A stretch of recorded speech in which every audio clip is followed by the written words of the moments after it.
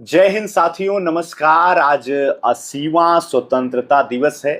पूरा देश आजादी का 80वां साल मना रहा है। हमें आजाद हुए 79 वर्ष पूरे हो चुके हैं और 80वां साल ये शुरू हो रहा है आजादी का।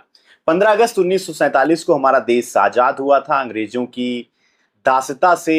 हमारे देश के स्वतंत्रता सेनानियों ने कई लाखों करोड़ों स्वतंत्रता सेनानियों ने अपनी शहादत दे करके हमें आजादी दी थी। आज का दिन हम सबके लिए खास है। आप सभी दर्शकों को स्वतंत्रता दिवस की ढेर सारी शुभकामनाएं। ये स्वतंत्रता दिवस कई मायनों में हमारे लिए महत्वपूर्ण है और अब की बार ये स्वतंत्रता दिवस और अधिक महत्वपूर्ण तब बन गया जब लाल किले की प्राचीर से पहली बार वंदे मातरम का सामूहिक गान हुआ। 80 साल लग गए। 150 साल पहले वंदे मातरम की रचना बंकिम चंद्र चट्टोपाध्याय ने किया था। इस गीत ने कई शहीदों के, कई क्रांतिकारियों के दिलो दिमाग में स्वतंत्रता के बीज को बोया था और इस गीत को हमारे लाल किले की प्राचीर से गाने में हमें करीब 80 वर्ष लग गए। प्रधानमंत्री नरेंद्र मोदी ने इस अवसर पर लाल किले की प्राचीर से 13वीं बार तिरंगे झंडे को फहराया और वो प्रधानमंत्री के तौर पर पहले ऐसे प्रधानमंत्री थे जिनकी उपस्थिति में, जिनकी मौजूदगी में लाल किले की प्राचीर से राष्ट्र गीत वंदे मातरम का सामूहिक गायन हुआ। ये 15 अगस्त क्यों महत्वपूर्ण रहा? प्रधानमंत्री ने देश के नाम अपने संबोधन में क्या कुछ ऐसी महत्वपूर्ण बातें बताई? पिछले कुछ समय से जो देश में अलग अलग छात्रों की, जेन-जी की आवाज बुलंद हुई है। जेन-जी के बारे में पीएम मोदी ने क्या बोला? प्रधानमंत्री नरेंद्र मोदी ने नक्सल के बारे में, नक्सलवाद के बारे में क्या बोला?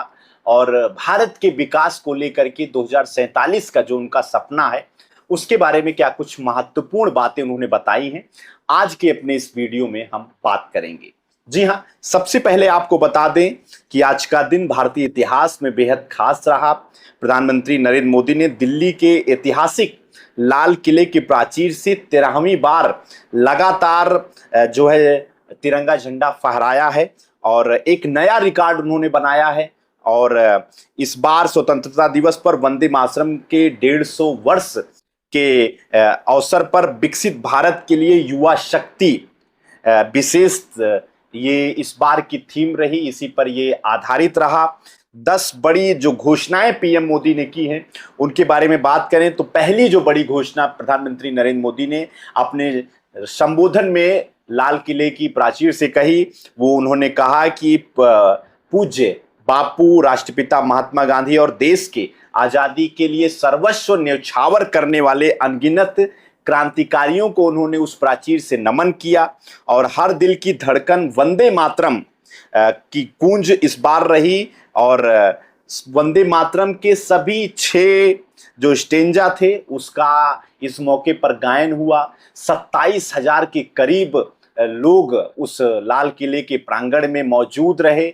5,000 से ज्यादा विशिष्ट आमंत्रित अतिथि थे। पूरे कैबिनेट के मंत्री वहां उपस्थित थे और पूरे देश ने इस प्रोग्राम को, इस राष्ट्र ध्वज तिरंगे को फहराए जाने के घटनाक्रम को और तिरंगे के सम्मान में और देश के सम्मान में राष्ट्रगीत वंदे मातरम के गायन को पूरे देश ने सुना। दूसरी सबसे बड़ी बात प्रधानमंत्री मोदी ने अपने भाषण की शुरुआत में जो कही वो ये थी, उन्होंने इस अवसर पर देश में हुई प्राकृतिक जो घटनाएं रही, कई जगह पे लैंडस्लाइड हुई, बाढ़ से कई लोग बेघर हुए, कई जाने गई, भूस्खलन की बातें सामने आई और इससे जो प्रभावित परिवार थे उन परिवारों के प्रति पीएम मोदी ने अपने भाषण की शुरुआत में ही अपनी विनम्र श्रद्धांजलि उन्होंने अर्पित की और कहा कि इस पूरी घड़ी में देश और केंद्र सरकार उनके साथ है। तीसरी बात उन्होंने कही कि अब हमें छोटे सपने नहीं देखने हैं। और अब छोटे सपनों से काम नहीं चलने वाला है, बड़े सपने देखने होंगे, क्योंकि बड़ी से बड़ी आपदा और चुनौतियों से बाहर निकलने का रास्ता बड़े सपनों से खुद ब खुद मिल जाता है। उन्होंने फ्रेजाइल 5 की भी बात कही। उन्होंने कहा कि 2014 से पहले देश की, पूरे विश्व की 5 सबसे जो है कमजोर अर्थव्यवस्थाओं में भारत देश की अर्थव्यवस्था शामिल थी, लेकिन पिछले 12 वर्षों में देश एक नई प्रगति की ओर पहुंचा है और आज भारत की गणना, भारत की तुलना तेजी से बढ़ती हुई वैश्विक आर्थिक महाशक्ति के रूप में पहचान भारत की हो रही है और 5 सबसे कमजोर अर्थव्यवस्थाओं के तमगे से भारत को निजात मिली है और भारत सबसे तेजी से बढ़ती हुई महाशक्ति के रूप में, आर्थिक अर्थव्यवस्था के रूप में सामने आया है। ऊर्जा सुरक्षा और पश्चिमी एशिया का जो संकट है उसके बारे में प्रधानमंत्री मोदी ने तीसरी सबसे बड़ी बात जो थी उनकी इसी पे आधारित थी। उन्होंने कहा कि एक समय में जब ऊर्जा के पर जो है पश्चिमी देशों पर भारत इस पे निर्भर था, लेकिन अब भारत आत्मनिर्भर बन रहा है और पश्चिमी एशिया के संकट के दौरान भारत की जो ईंधन की किल्लत थी, भारत आशंका इसकी जताई जा रही थी, लेकिन भारत की आत्मनिर्भरता के कारण भारत इस संकट में नहीं फंसा और आज अपने सूझबूझ से देश में पेट्रोल, डीजल और एलपीजी की आपूर्ति में कोई कमी नहीं है। पीएम मोदी ने वैकल्पिक ऊर्जा पर तेजी से जो है भारत के काम जो हो रहे हैं इनके बारे में बताया। देश में 5 नए न्यूक्लियर रिएक्टर स्थापित किए जा रहे हैं। उन्होंने कहा कि 200 गीगावाट परमाणु ऊर्जा का लक्ष्य भारत ने हासिल किया है। इसके अलावा 50 लाख से अधिक घरों में सोलर एनर्जी लगी हुई है। सोलर एनर्जी से इन घरों को भारत में जोड़ा जा चुका है। किसानों को बड़ी राहत अपनी में जो है छठी सबसे बड़ी बात में उन्होंने दोहराया है। उन्होंने क्वालिटी का मंत्र दिया है। किसानों के लिए भारी सब्सिडी और ग्लोबल ब्रांडिंग की बात पीएम मोदी ने अपने भाषण में कही। उन्होंने कहा कि यूरिया की कीमत भले 3,000 रुपए तक अंतर्राष्ट्रीय बाजारों में है, लेकिन भारत सरकार किसानों को यूरिया 300 रुपए के अंदर ही उपलब्ध करा रही है और ये भारत के किसानों के लिए क्वालिटी और सबसे बड़े तोहफे से बढ़कर नहीं है। भारत ने 40 से अधिक देशों के साथ फ्री ट्रेड एग्रीमेंट FTAs किया है, जिसका सीधा फायदा MSMEs और किसानों को मिल रहा है। पीएम मोदी ने मंत्र दिया क्वालिटी, क्वालिटी और क्वालिटी। हमारे कृषि उत्पाद दुनिया के बाजारों में ग्लोबल ब्रांड बनने चाहिए और उसकी गुणवत्ता से किसी भी प्रकार का समझौता नहीं किया जाना चाहिए। जी हाँ, किसानों के लिए ये सबसे महत्वपूर्ण बात रही। और 7वीं जो सबसे बड़ी बात प्रधानमंत्री मोदी ने लाल किले की प्राचीर से कही, वो आत्मनिर्भर भारत और सेमी कंडक्टर क्रांति के बारे में उन्होंने बताई है। पीएम मोदी ने बताया कि रक्षा क्षेत्र में हमारे घरेलू उत्पाद पिछले 12 सालों में लगभग 4 गुना बढ़े हैं। यानी कि भारत जो रक्षा क्षेत्र में घरेलू उत्पाद बना रहा है उसमें जो बढ़ोतरी है वो 4 गुना हुई है। इलेक्ट्रॉनिक मैन्युफैक्चरिंग में 7 गुना की बढ़ोतरी हुई है और जोर देकर इस बात को कहा है कि भारत क्रिटिकल मिनरल्स और चिप निर्माण के क्षेत्र में आत्मनिर्भर हो रहा है और सेमी कंडक्टर और AI क्षमता पर भारत की पूरा विश्व भरोसा कर रहा है। उन्होंने फ्रेश ब्लड और यूनिफॉर्म सिविल कोड, राजनीति में फ्रेश ब्लड और यूनिफॉर्म सिविल कोड यानी कि UCC की बात को भी अपने उद्बोधन में कहा। ये 8वीं सबसे बड़ी बात थी। उन्होंने कहा कि देश के 1 लाख ऐसे युवाओं को राजनीति में आगे आने का वो निमंत्रण दे रहे हैं जिनका कोई राजनीतिक बैकग्राउंड नहीं है, जो परिवारवाद से नहीं आते हैं, ताकि जो है परिवारवाद और जातिवाद को खत्म किया जा सके और देश में यूनिफॉर्म सिविल कोड की आवश्यकता पर भी जोर देते हुए उन्होंने कहा कि इसे मौजूदा सांप्रदायिक और भेदभाव सिविल कोड की जगह देश को एक धर्मनिरपेक्ष और समान कानून की सख्त आवश्यकता है। पीएम मोदी ने इन बातों को दोहराया है और इन बातों की वजह से ही जो है इनका 13वीं बार लगातार जो है झंडा फहरा करके देश को संबोधित करना अति महत्वपूर्ण बना हुआ है।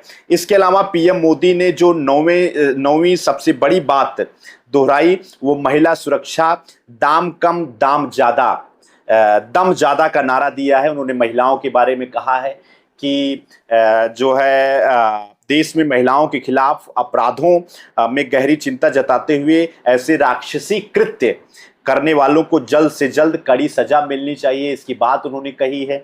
साथ ही साथ उन्होंने कहा है कि भारत विनिर्माण को बढ़ावा देने के लिए एक नारा दाम कम दम ज्यादा कहा है। लो कॉस्ट हाई परफॉर्मेंस की बात उन्होंने कही है।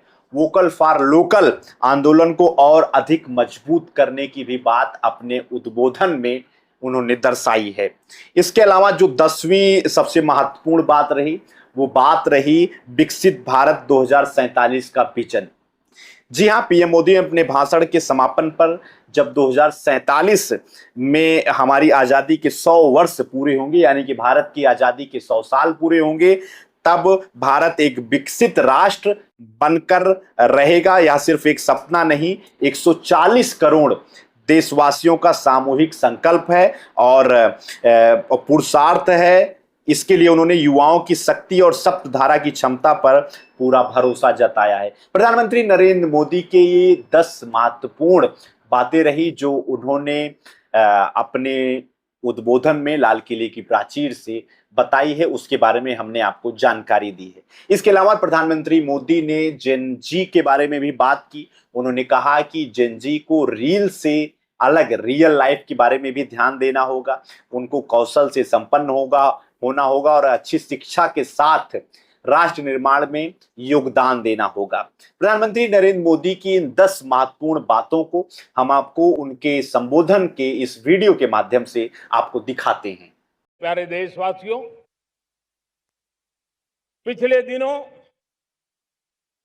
देश के कुछ हिस्सों में बाढ़ का प्रकोप रहा, भूस्खलन का प्रकोप रहा, अनेक परिवार प्रभावित हुए। उनके दुख दर्द को हम भली भांति अनुभव करते हैं। पीड़ित परिवारों को मैं विश्वास दिलाता हूं कि हम और पूरा देश उनके साथ खड़े हैं। हिंसा अराजकता के वो रास्ते खोज रहे हैं, समाज को गलत राह पर घसीटने के लिए भांति भांति के दांव कर रहे हैं। इन दिमागी नक्सलियों को पहचानना होगा, इन दिमागी नक्सलियों को आइसोलेट करना होगा और राष्ट्र को विकसित राष्ट्र बनाने की मुख्य धारा की ओर देश की युवा पीढ़ी को जोड़ना होगा। मेरे प्यारे देशवासियों, सुरक्षित भारत बनाना हम सबका दायित्व है। मेरे प्यारे देशवासियों, हमारे मध्यम वर्गीय परिवारों के सामने एक बहुत बड़ा बोझ बन चुका है कोचिंग क्लासेस की स्पर्धा। हर माँ बाप को लग रहा है कि कोचिंग क्लास में बच्चे को नहीं भेजा तो हम प्रतिष्ठित परिवार नहीं है। इन गरीब और मिडिल क्लास परिवारों की हम चिंता करते हुए हजारों करोड़ रुपए का उनका खर्च है वो भी बचे, बेटे भी अपने आसपास रह सके, उनकी देखभाल हो सके, परिवार पर आर्थिक बोझ ना आए। और इसलिए हमने युवाओं के लिए विभिन्न परीक्षाओं की फ्री ऑनलाइन कोचिंग हमने करने का निर्णय किया है। डिजिटल पब्लिक इंफ्रास्ट्रक्चर है, हमारे पास उत्तम टैलेंट है, टीचर्स हैं। उन संसाधनों को जोड़ करके हम देश के नौजवानों को फ्री कोचिंग देने का एक पूरा नेटवर्क हम खड़ा करने वाले हैं। मेरे प्यारे देशवासियों, मैंने लाल किले से पंच प्राण की बात कही थी। इस पंच प्राण ने देश को अपने आत्मगौरव की ओर लेकर के आगे बढ़ने का, लक्ष्यों को पार करने के सामर्थ्य के साथ आगे बढ़ने का एक बहुत बड़ा संबल दिया है। हमें गुलामी की मानसिकता हर पल मिटाते ही रहना है। जिस भारत का सपना नेताजी सुभाष चंद्र बोस ने देखा था, बाबा साहब आम्बेडकर ने देखा था, पंडित नेहरू ने देखा था, सरदार पटेल, भगत सिंह, सुखदेव राजगुरु ने देखा था, डॉक्टर श्यामा प्रसाद मुखर्जी ने देखा था, भगवान बिरसा मुंडा ने देखा था, ज्योतिबा फुले ने देखा था। उन सब से प्रेरणा लेकर के हम आगे बढ़े। आइए इस संकल्प को हम दोहराए, स्वयं से ऊपर राष्ट्र का हित हो, स्वयं से ऊपर राष्ट्र का हित हो और कर्तव्य ही हमारी पहचान हो।